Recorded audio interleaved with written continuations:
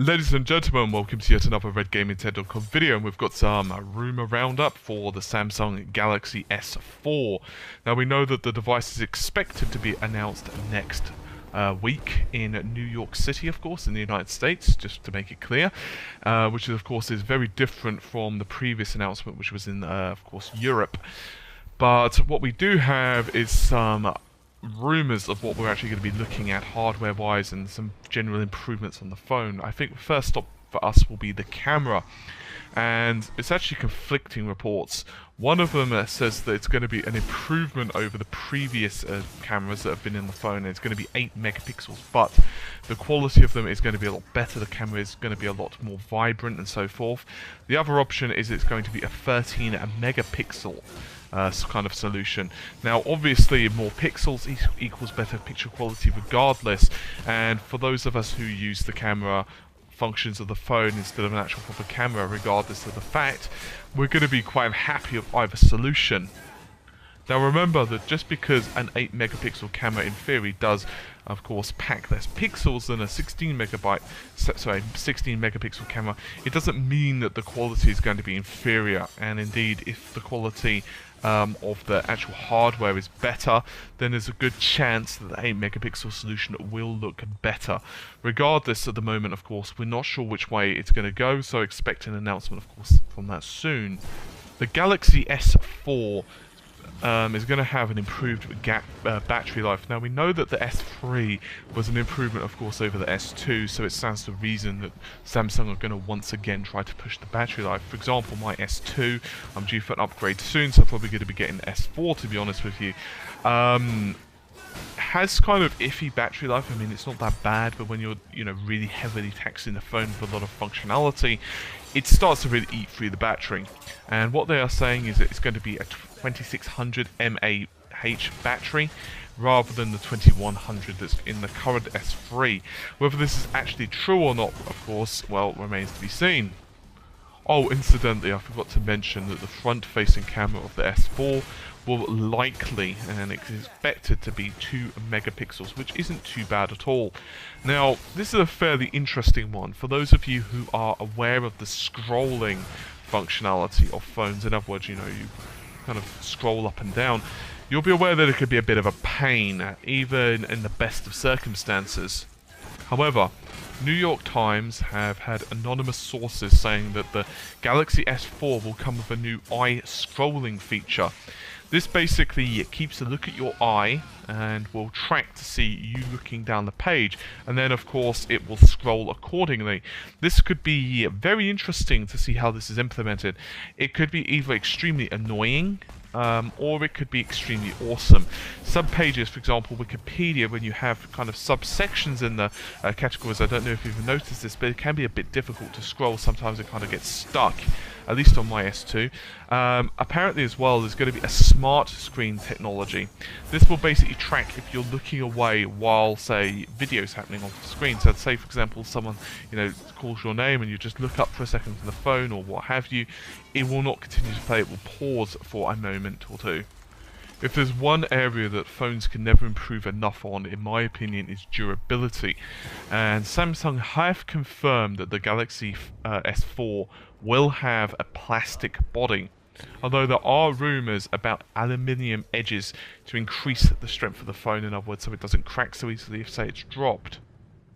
Now, there were rumours originally of a Super AMOLED screen, but this doesn't seem to be the case. It seems to be a 4.99-inch PHOLED, that's P-H-O-L-E-D, display, and that resolution is going to be 1080p, so 1920 by 1080 pixels.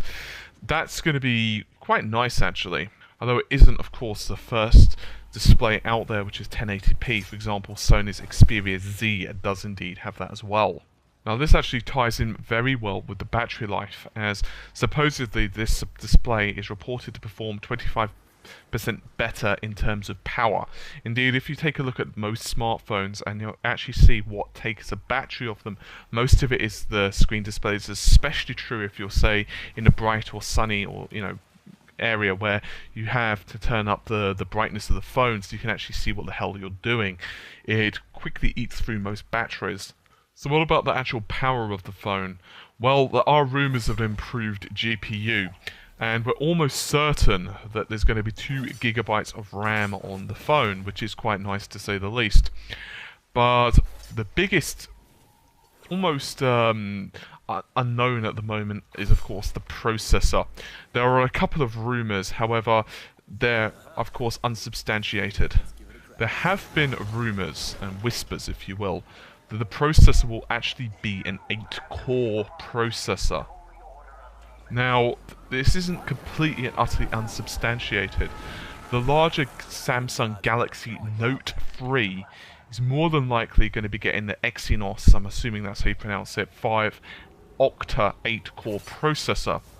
So whether we're going to be seeing this in the Galaxy S4, it's unknown. Regardless, if not, we're probably going to be getting the Exynos 5410 dual quad-core chip, 1.8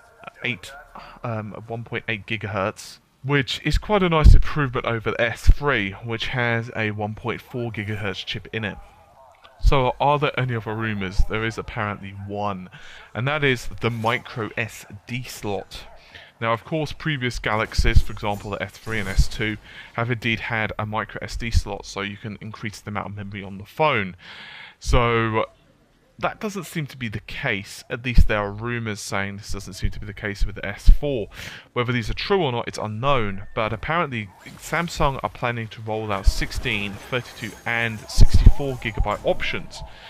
But one of the problems with doing that is most customers, because SD cards are getting cheaper and cheaper and cheaper, is just simply saying, hey, you know what, I'm just going to buy the cheaper phone and sticking in a large SD card. There are rumours that they're going to remove the SD card option. In other words, the slot is not going to be present.